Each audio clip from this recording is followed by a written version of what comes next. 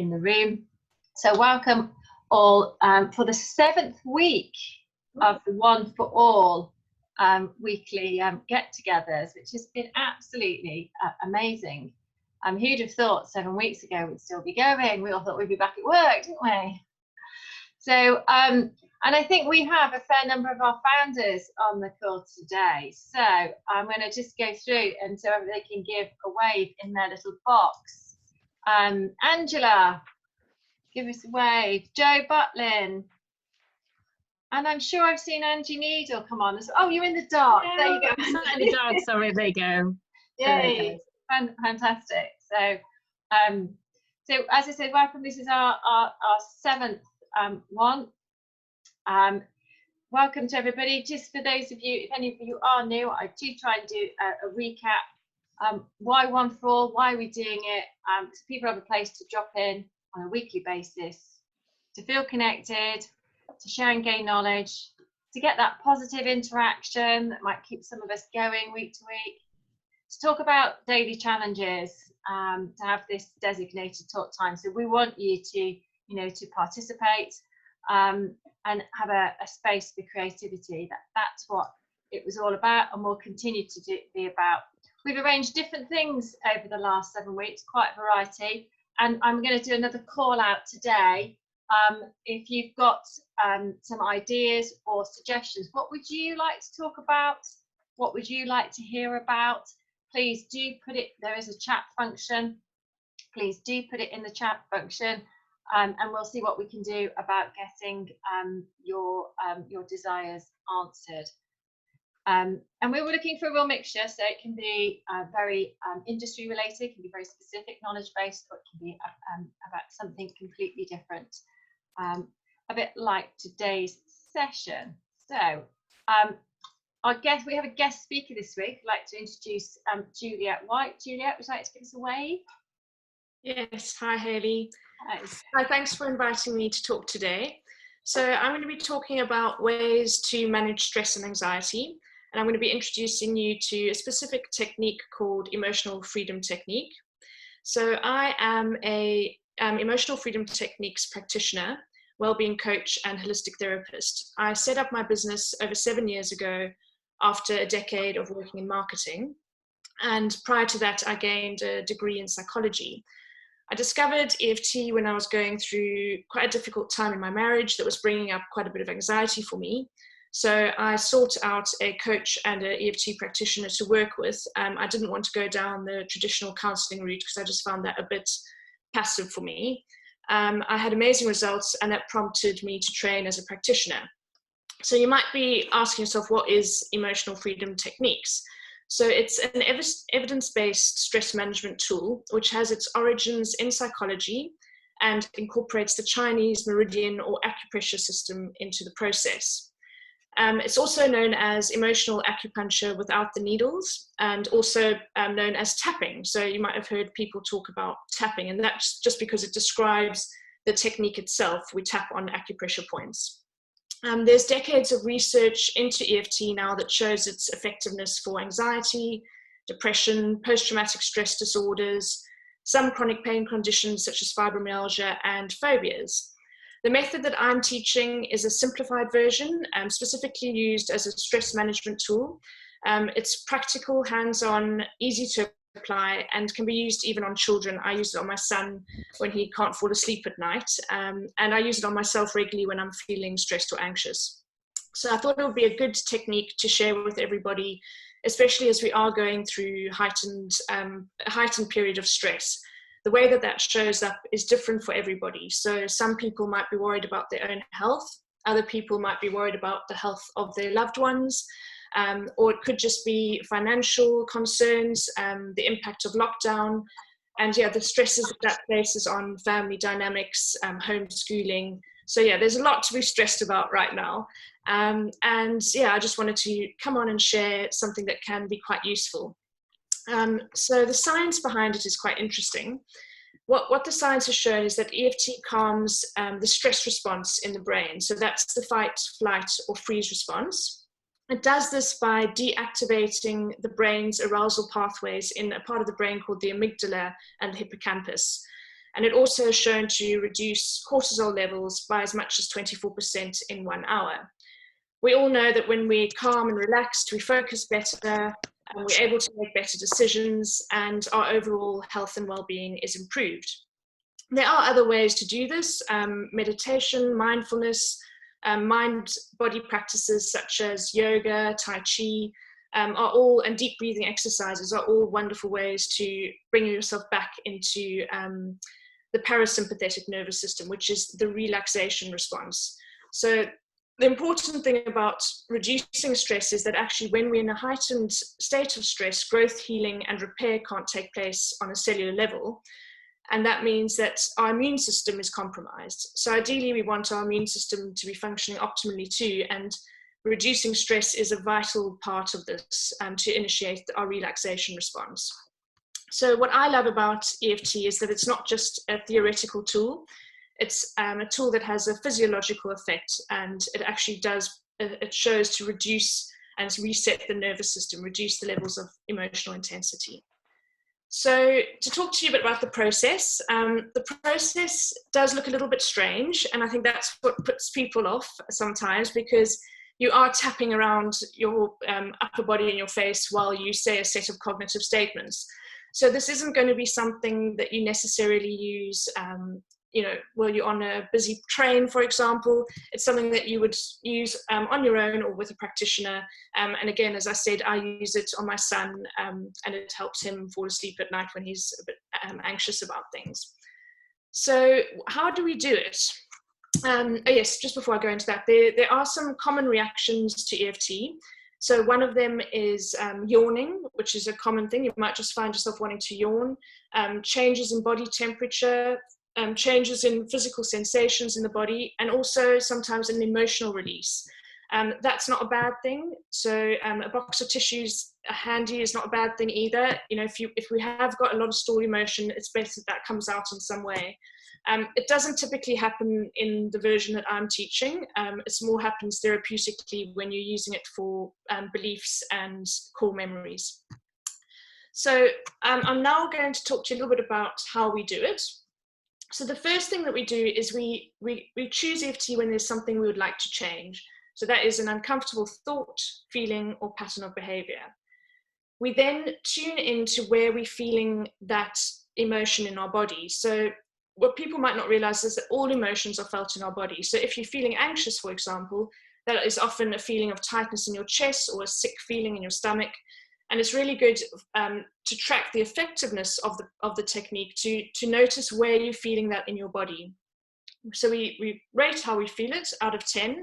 This is called the specific units of distress. So if you're feeling completely calm and relaxed, it's a 0. But if you're feeling very distressed about the particular issue, it's a 10.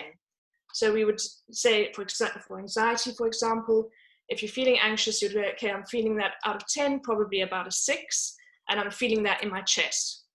You would then, now I'm going to share my screen, you would then come to the first point, and this might just help you. Hold on, share screen. Okay, can everyone see that? I hope so. Yeah, good, okay. So the first point is the side of the hand, which is known as the karate chop point. So you would come to this point and you would tap with your dominant hand on the non-dominant side, and you would just create a setup statement, which is comprises of 2 parts. It's the problem with an acceptance phrase. And this is not that you are accepting that the problem can't change, it's just that you're accepting and acknowledging how you feel. So it always starts with, even though I'm feeling, for example, anxious, I choose to deeply and completely accept myself anyway.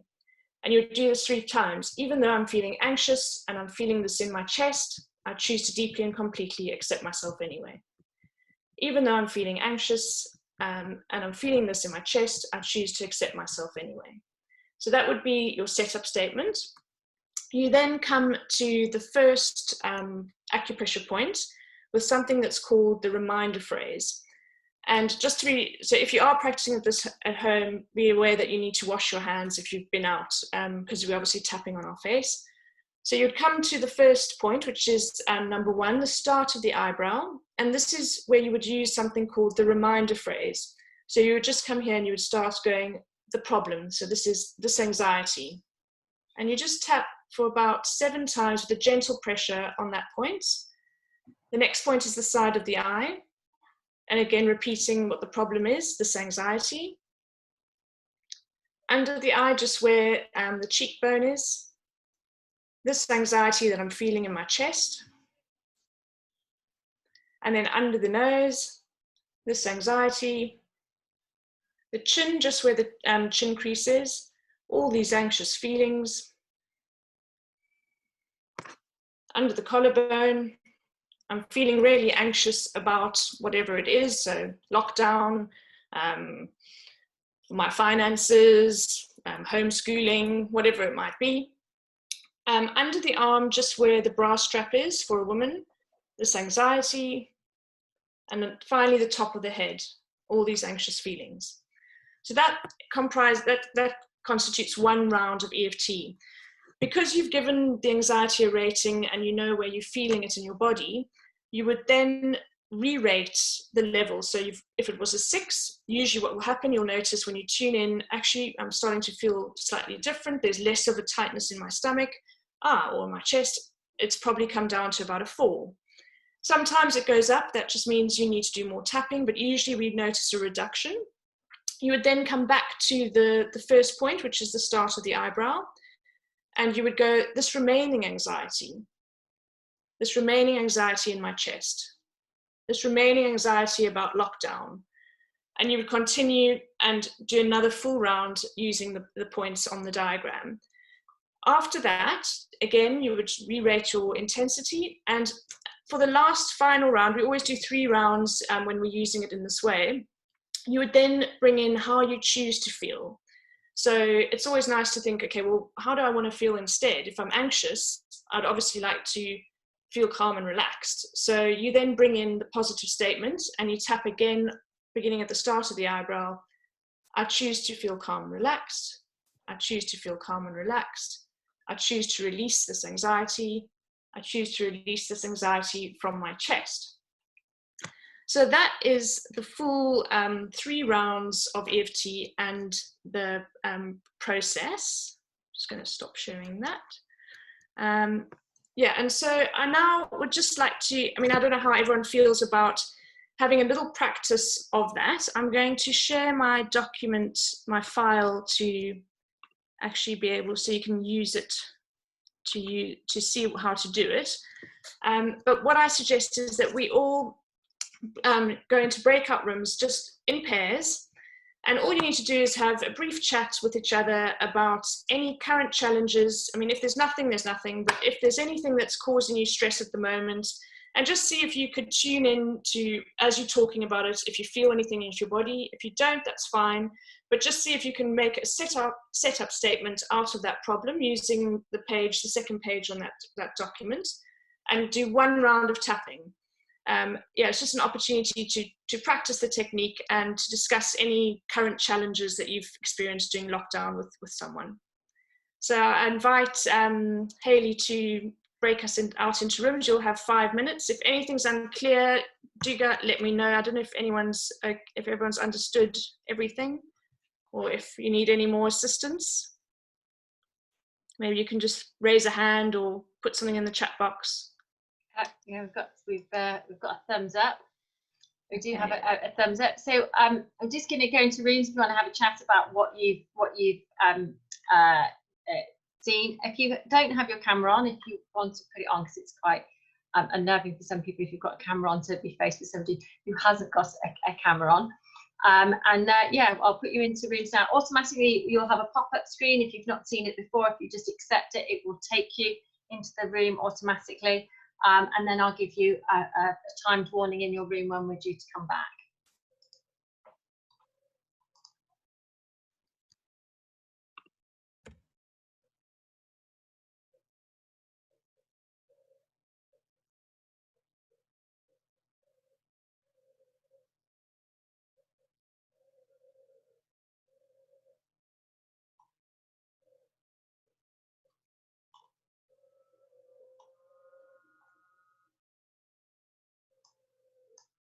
You okay? And then there's the last one to go.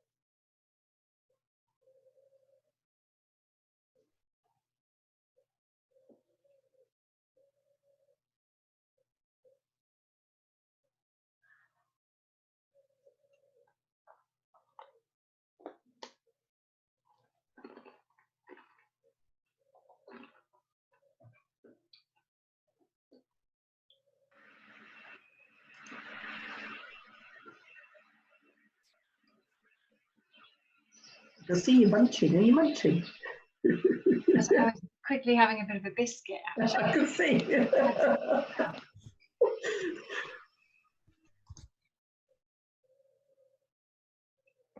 Hi. Hello, hello. Everybody's coming back now. It's a bit like that 3, 2, 1 back in the room. It is. It's really weird telling people you've got this amount of time and then literally you're shutting everybody off. It doesn't matter whether you finish your conversation, it just goes like that. How was that? Fascinating. It's good. It's quite a neat trick, isn't it? Doing this, putting people into individual rooms. Oh yes, yeah, really good.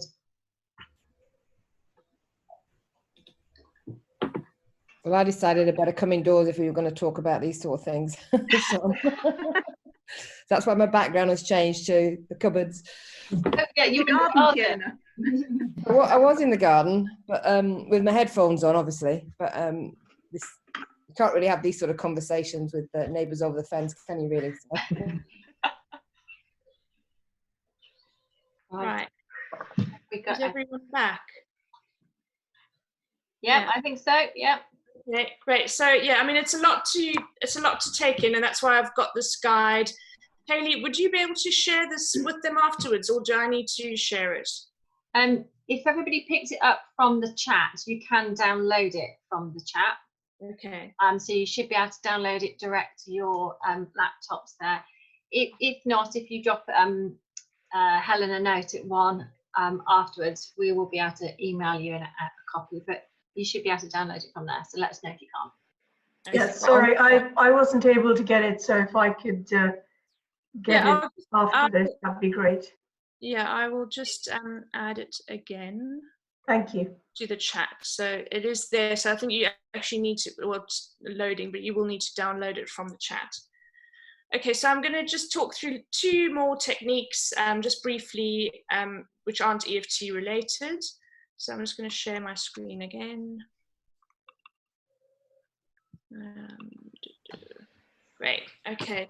So the second technique is deep breathing exercise, also known as diaphragmatic or belly breathing. So a lot of us tend to be very shallow chest breathers, and actually the benefits and being able to reduce stress and anxiety, we need to bring our breathing deeper into our diaphragm.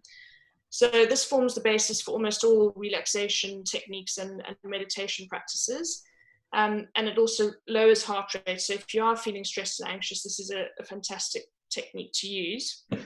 Ideally, you lie down and you place one hand on your chest and one hand just above the navel below your diaphragm.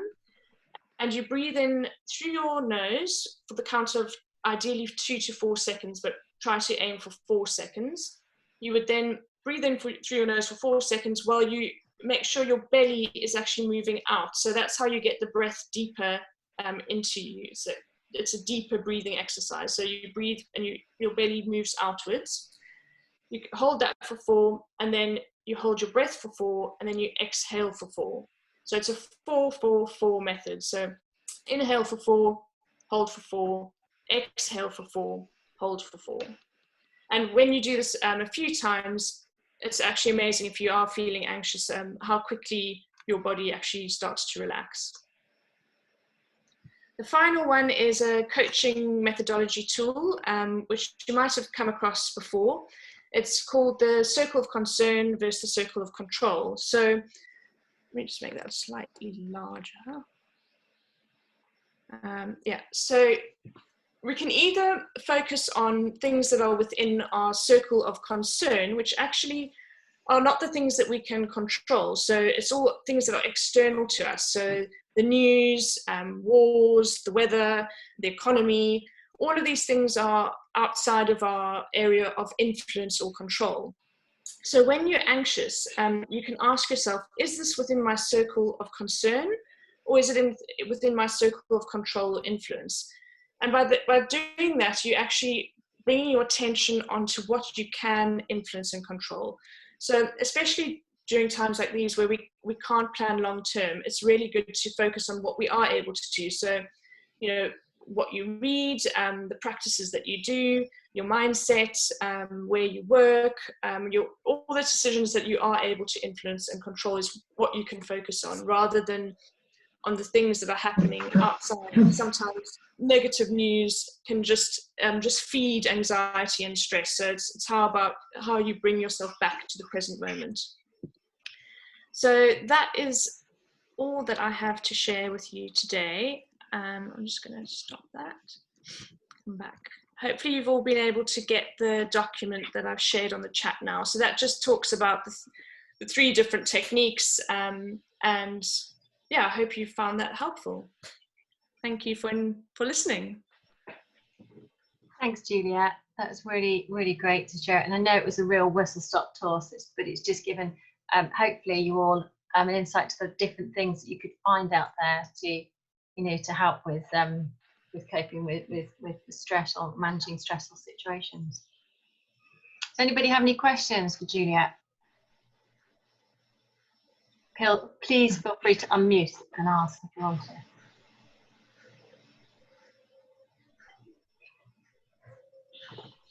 No, well, I have a question for all of you.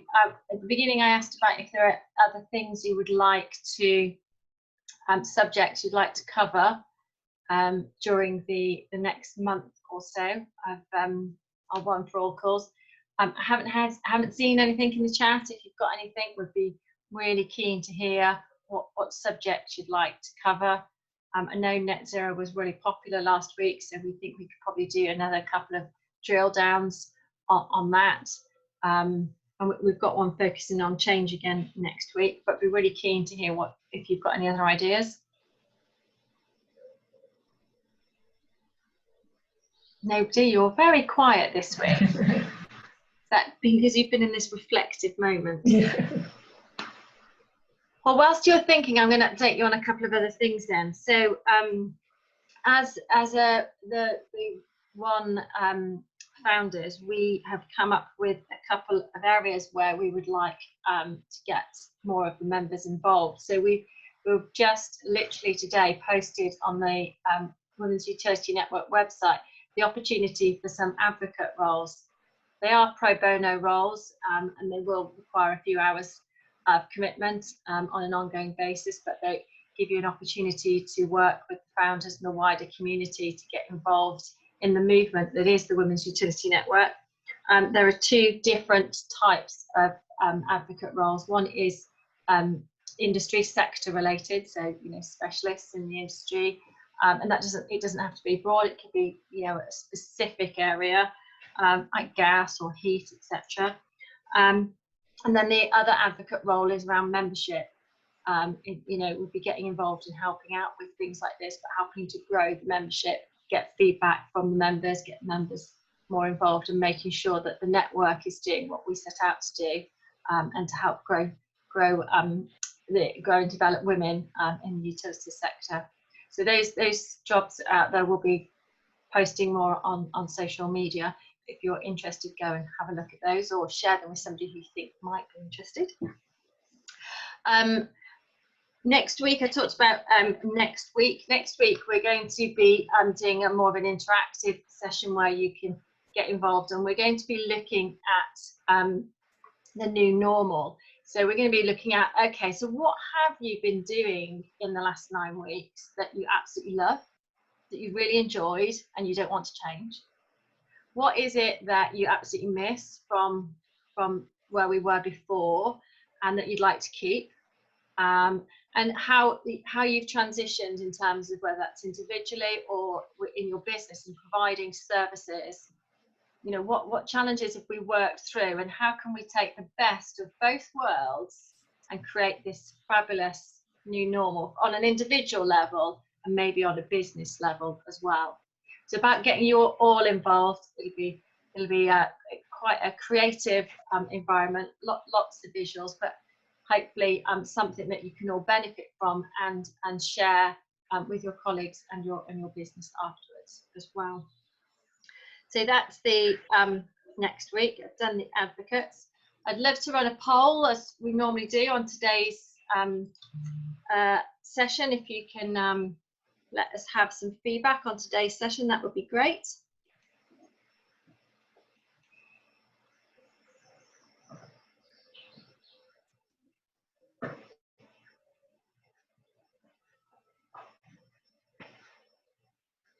Hayley, who just sent the email if we didn't find the document in the chat, because it was blank for me.